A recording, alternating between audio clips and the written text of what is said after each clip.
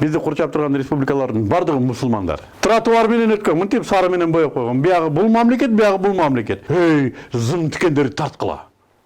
Мына жерге автоматчандарды коюп койгула.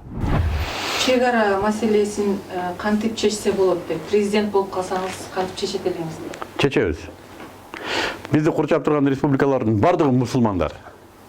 Аллахтын жакшылыгы бул. Европаны карап коюңуздар. Европа христиан чөлкөмү. Алардын чегералары тикен дындар мененби?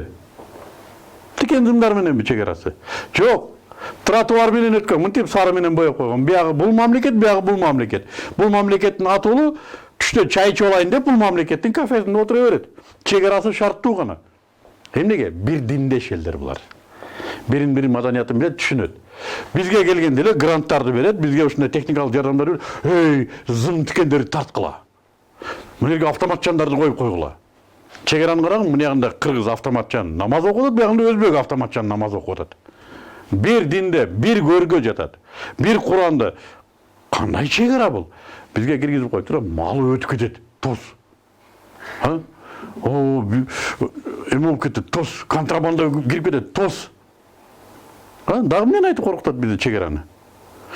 Биздин продукция каяка өтүп кетет, тоз. Эй, эки бир тууган элдики бирине-бири өтпөсө каяка өтөт, башка планетага өтөбү? Чегараны ачышка аракет кылабыз. Biz bir tектеш элдербиз, bir диндеш элдербиз. Бул кимге жакса да жакпаса да менин оюм ушундай. Биздин элдин жарымынын тууганы тиякта, тигилердин жарымынын тууганы биякта. Кандай бул?